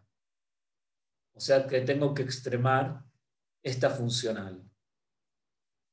Y si se fijan, no es, salvo que aquí tengo un r cuadrado en lugar de un 1, esto es lo mismo que el problema extremal de la recta en el plano en coordenadas cartesianas cuando x era el parámetro. En el cilindro, aquí en lugar de tener un 1, tengo un r cuadrado. Entonces el problema variacional en el cilindro es igual al problema variacional en el plano. No cambió nada, no cambió mucho. O sea, si yo a r por diferencial de phi lo llamo x, o mejor dicho, si a r phi lo llamo x, el elemento de longitud en el cilindro se escribe igual que el elemento de longitud en el plano. Entonces, si yo en el plano obtenía funciones que eran y igual a una constante por x, o más generalmente y igual a una constante por x más otra constante, digamos a por x más b, aquí en el cilindro obtengo que la solución del problema de las ecuaciones de Lagrange también tiene que ser así lineal. Entonces z de phi va a ser a por phi más una constante b. Entonces las curvas que extreman la longitud en el cilindro y que se pueden escribir de manera paramétrica como un z de phi tienen esta forma. Es lo mismo que el plano, nada más que en lugar de la variable x, aquí ahora tengo la variable r por phi, pero da igual que el plano. O sea que plano y cilindro comparten el mismo problema variacional, y eso no es una casualidad. Ustedes pueden formar un cilindro muy fácilmente enrollando una hoja de papel, y cuando enrollan la hoja de papel no están deformando la hoja de papel, no tienen ni que estirarla, ni contraerla, ni cortarla. ¿Sí? Entonces, un cilindro es, en esencia, un plano donde han cambiado de manera muy sutil la topología, porque es un plano, o mejor dicho, es una especie de banda en el plano en donde identifican los bordes laterales. Eso es un cilindro.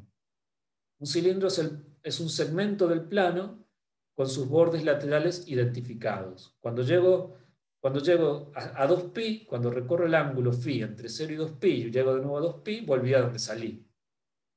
Entonces es como si tuviese, aquí lo estoy ejemplificando, estoy adelantando un poco, pero el cilindro es equivalente al plano, a un segmento del plano en donde se identifican estos dos bordes. Entonces, este punto es igual al mismo que este punto. Cuando me moví 2πr, tengo que llegar al mismo punto. Pero en definitiva, esto introduce una diferencia importante en lo que respecta a las curvas extremales en el cilindro, porque yo antes en el plano planteaba que quería llegar al punto tal luego de haber recorrido en x cierta cantidad. Ahora volvemos sobre ese dibujito del cilindro. Antes yo decía y es igual a una constante por x. Y quiero que cuando x valga tanto, y valga tanto. Entonces la constante quedaba perfectamente definida. Ahora en el cilindro, ahora voy sobre sus preguntas. Las rectas es siempre sobre la superficie del cilindro, sí. No estoy hablando del interior del cilindro, estoy hablando solo de la superficie del cilindro. Ahora la cosa cambia porque decir que z de phi asterisco tiene que ser igual a z no cambia el asunto. Phi asterisco sería el ángulo que es extremo del intervalo que voy a recorrer. O sea, yo quiero ir de 0, del ángulo 0, phi igual a 0, al ángulo phi igual a phi asterisco. Y quiero que en phi igual a phi asterisco, z valga z asterisco. Pero esta condición es equivalente a decir que z de phi asterisco más 2π sea igual a z asterisco. No cambió nada aquí, porque el punto phi asterisco más 2π es el mismo punto que phi asterisco. Y es el mismo punto que phi asterisco más 2π por k.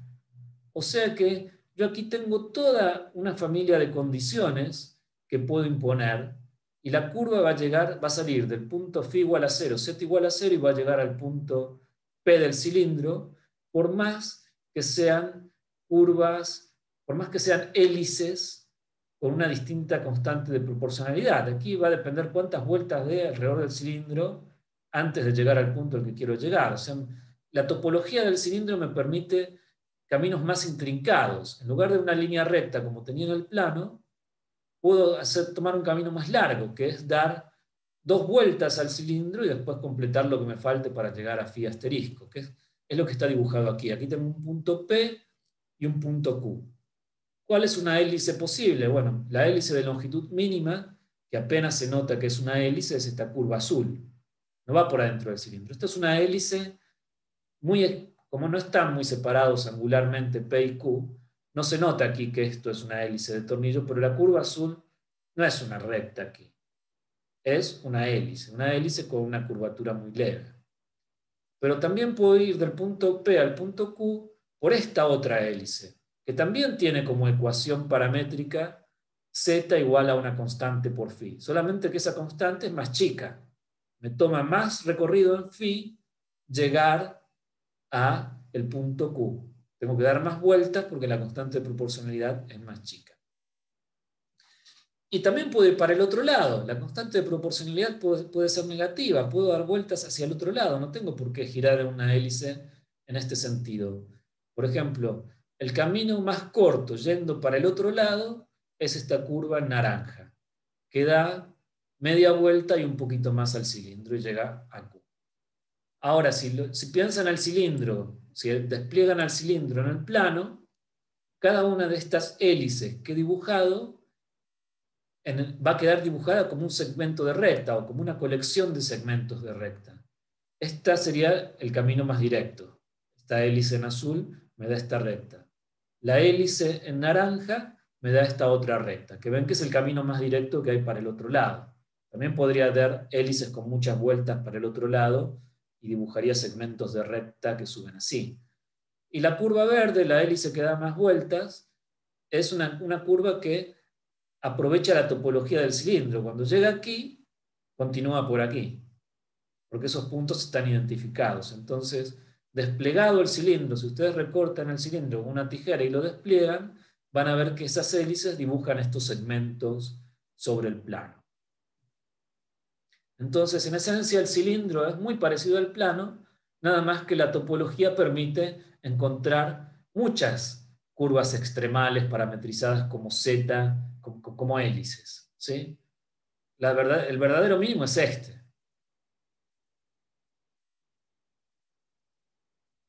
Así que, bueno, tiene sus sutilezas el cilindro por la topología. Ahora veamos otro ejemplo. Cada vez vamos a ver ejemplos con menor desarrollo. ¿Sí? No voy a ser tan detallista. Otra superficie donde pueden buscar las curvas de longitud extremal es el cono. Imagínense la rama superior de un cono definida por el ángulo θ igual a alfa. Eso da un cono, apuntando hacia arriba, o digamos con el vértice hacia abajo. ¿Cuál es el elemento de longitud en el cono? Bueno, es el elemento de longitud en esféricas, nada más que delta θ o d θ es igual a 0. Y θ es igual a alfa y está fijo. Entonces este sería el elemento de longitud sobre la superficie del cono. El lagrangiano vendría de dividir aquí por delta lambda, por d lambda al cuadrado, o de tomar como parámetro phi, por ejemplo, y escribir un lagrangiano en el que fuera r' al cuadrado más r cuadrado seno cuadrado de alfa y trabajar sobre ese lagrangiano. Entonces, les dejo como ejercicio que hagan eso, que resuelvan la ecuación r de phi, que encuentren r de phi para las curvas de longitud mínima en el cono. Ahora, esta construcción que hice aquí es para mostrarle que las curvas de longitud mínima en el cono se pueden construir de manera análoga a como uno podría construir las curvas de longitud mínima en el cilindro, que es trazando rectas en el cilindro desplegado. El cono también es una superficie que puede desplegarse sobre el plano sin deformación. Si ustedes recortan este trozo de papel, este gráfico aquí, y pegan este borde con este borde, van a formar una especie de vasito de plástico, de vasito de papel, en forma de cono. La relación entre este ángulo y el ángulo que forma el cono con el eje Z es que este ángulo es 2π por ese seno. Pero en definitiva uno podría construir las curvas de longitud mínima en el cono, o de longitud extremal, usando las curvas de longitud extremales en el plano, haciendo este despliegue del cono sobre el plano. Son rectas. Ahora, cuando ustedes pliegan esto, cuando ustedes recortan esto y forman el cono, estas curvas no van a ser rectas, ni siquiera van a ser segmentos de círculo, van a ser curvas con una ecuación paramétrica particular sobre el cono. No estoy muy seguro de si tienen un nombre o no. Pero bueno, esas curvas van a lograrse enrollando de nuevo el cono a partir de estos segmentos de recta. Bueno, la idea es que encuentren cuál es la ecuación R de phi para las curvas de longitud extremal en el cono. Después, si quieren demostrar que desplegadas en el plano son rectas, lo pueden hacer. Yo aquí les estoy diciendo, les estoy adelantando el resultado. Último ejemplo que también les queda como ejercicio, que es las curvas de longitud extremal sobre la esfera. Sobre la esfera tenemos que R es constante, o sea, el elemento de longitud en la esfera será un d θ al cuadrado más seno cuadrado de θ de phi al cuadrado. Si lo parametrizan con lambda quedará esto. También lo podríamos parametrizar con phi, y en lugar de quedar phi' cuadrado, aquí quedaría un 1 y aquí quedaría una derivada de θ respecto de phi. O sea, siempre tienen esta posibilidad, usar un parámetro general o usar de parámetro una de las coordenadas. Bueno, de cualquier manera que lo hagan, tienen como ejercicio demostrar que la función θ de phi satisface esta ecuación diferencial.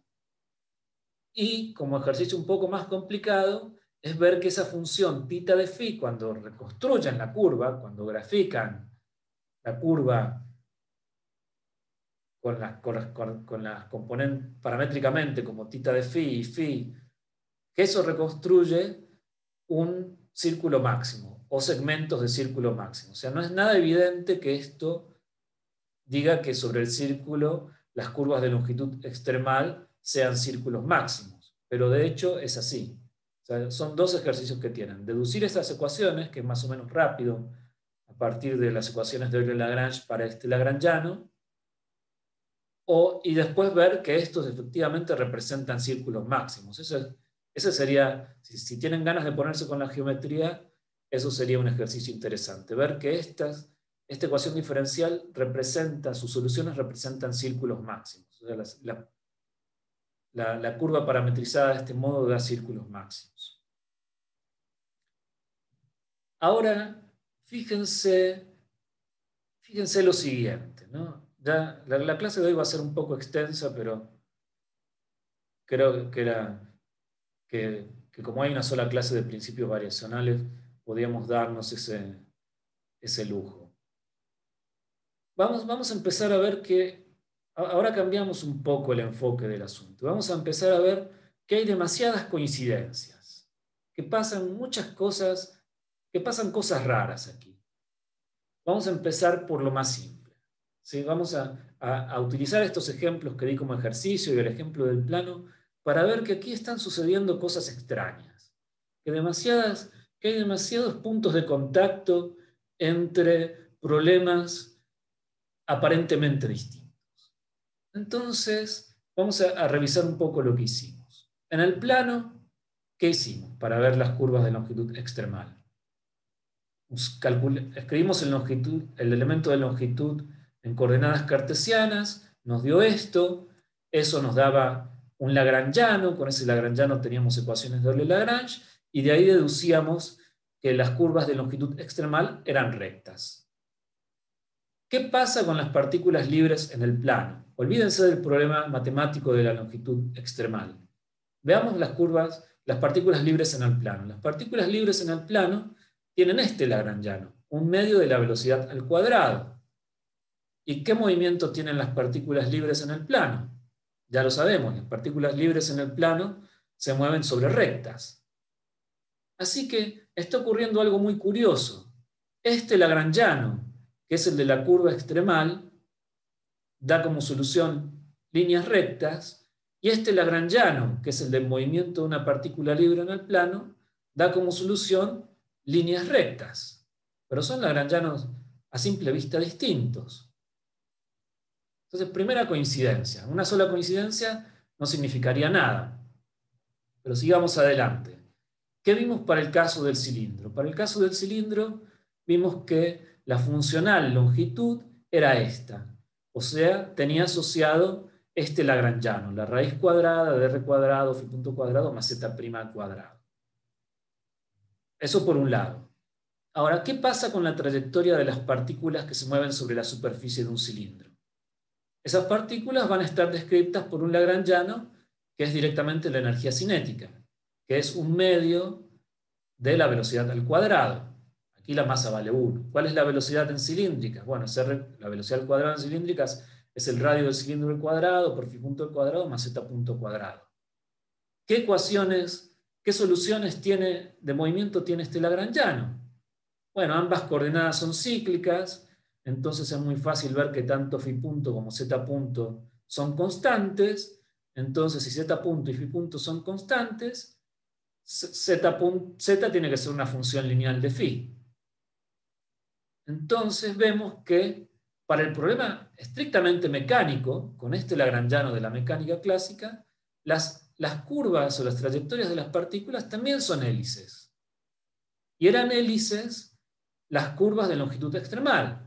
O sea que tenemos este lagrangiano para las curvas de longitud extremal y las soluciones son hélices.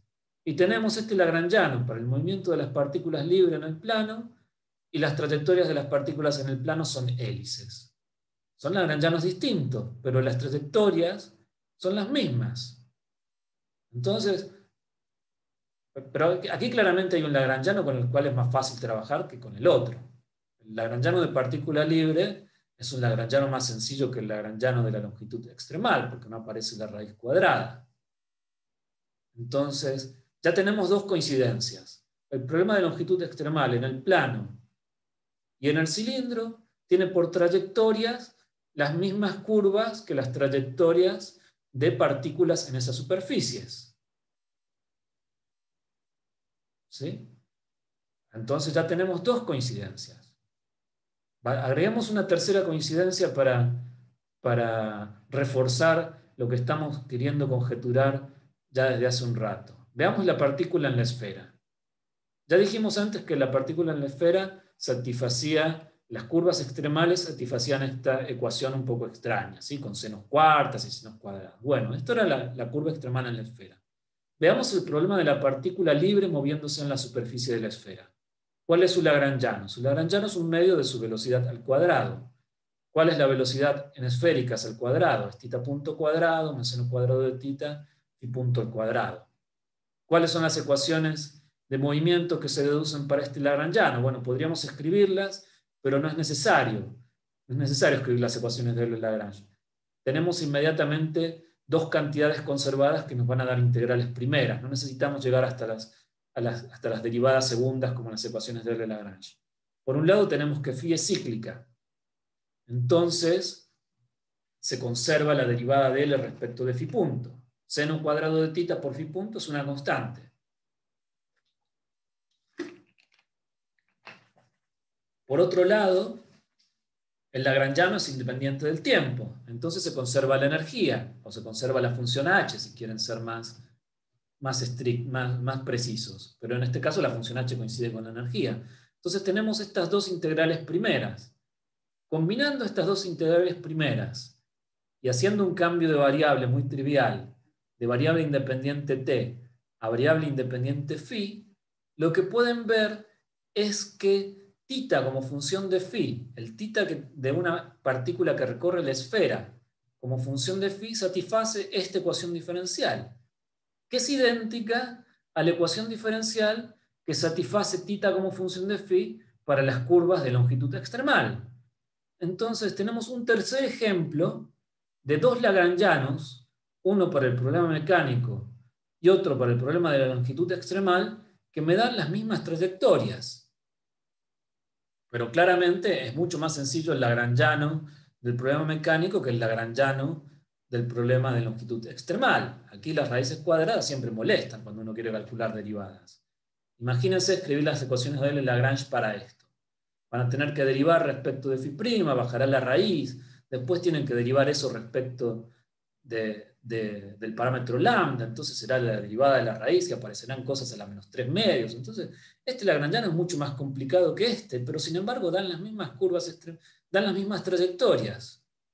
Entonces, lo que está dicho aquí, plano, cilindro, esfera, siempre el par de lagrangianos que hemos escrito dan las mismas curvas extremales que las trayectorias de una partícula libre en esas superficies. ¿Es eso una coincidencia o es un resultado general? Dicho en otras palabras, si ustedes tienen una superficie arbitraria en el espacio 3D y una partícula restringida a moverse sobre esa superficie, ¿será siempre que la partícula se mueve sobre curvas de longitud extremal? ¿Será siempre que la partícula recorre los caminos más cortos posibles? ¿O los caminos que son más cortos, por lo menos localmente? Y lo que está demostrado aquí, no voy a hacerlo ahora porque seguramente ya va a ser demasiado, lo que está demostrado es que eso no es una coincidencia, que eso es así, que uno puede reemplazar el problema de la longitud extremal por el problema mecánico, en donde el lagrangiano es la energía cinética y no la raíz cuadrada del elemento de longitud. Entonces, es un resultado general que las curvas en una superficie recorren, que las partículas libres en una superficie recorren las curvas de longitud extremal. No es una coincidencia que pase para el plano, para la esfera y para el cilindro, es un resultado general. Y muchas veces las curvas geodésicas, que así se llaman las curvas de longitud extremal, se definen a partir del problema mecánico. Se definen como las trayectorias que tienen aceleración perpendicular a la superficie, que no es otra cosa que decir velocidad constante en la superficie o partícula libre en una superficie. Entonces, queda para ustedes leer esta sección donde se demuestra eso, de que el problema extremal el problema de longitud extremal puede reemplazarse por el problema de la partícula libre, y puede reemplazarse con mucha ventaja, porque es mucho más ventajoso un lagrangiano en raíces cuadradas que con raíces cuadradas. Entonces, eso les queda a ustedes para leerlo.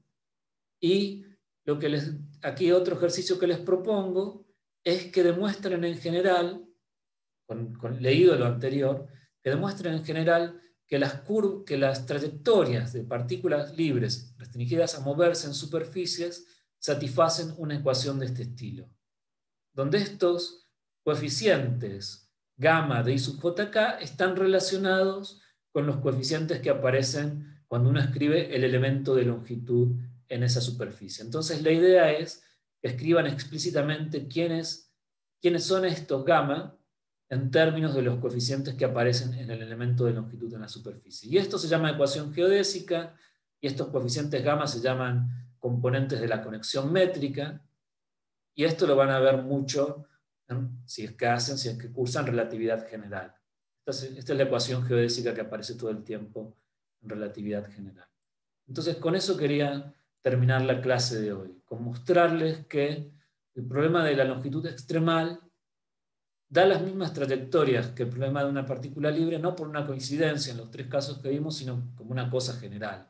Y que es mucho más sencillo el lagrangiano de una partícula libre que el lagrangiano asociado al problema de la curva extremal. Entonces, si van a buscar curvas extremales en una superficie, es más fácil que empiecen planteando el problema de una partícula libre, y no el problema de extremar la raíz cuadrada de una expresión que puede llegar a ser bastante monstruosa. ¿Sí? Entonces, con esto terminamos la clase de hoy. Vimos cómo aplicar métodos variacionales a un problema físico, y vimos cómo aplicar métodos físicos a problemas variacionales, y en particular, bueno, este problema de las geodésicas o de las curvas extremales. Ya les digo, no hay muchos problemas en la guía, o sea que traten de ver los problemas que tiene el Goldstein en la última parte de su capítulo. Hay muchos problemas interesantes que aparecen en otras guías, o que aparecen en el Goldstein, por ejemplo, la curva que genera la superficie de revolución mínima, que es la catenaria, y que eso está relacionado con las películas de agua jabonosa, con las burbujas, ¿sí? O la curva que forma una cadena que cuelga entre dos puntos. Esa es una curva que tiene que minimizar la energía potencial, pero en ese caso la energía potencial va a ser una funcional de la forma de la cadena, de la curva que describa la cadena. Entonces también van a tener un problema variacional. Y así tienen muchos problemas variacionales en los finales del capítulo, en los problemas del final del capítulo de Goldstein. Tienen otros problemas variacionales en las guías de otros años, así que los invito a ver esos problemas para practicar esto. fíjense que no solo les va a permitir ver problemas de cálculo variacional, sino que les va a permitir practicar el formalismo de Euler-Lagrange. Esto no es ocioso, no es que estemos viendo cálculo variacional como materia de matemática. Estamos viendo cálculo variacional para aplicarlo a la física, en relación con la mecánica clásica. Así que no es que pierdan tiempo viendo problemas de cálculo variacional. Algo les va a servir de todo eso para la materia. Así que ahí con esto terminamos. Voy a cortar la grabación y ahora, si quieren hacer preguntas, hacemos.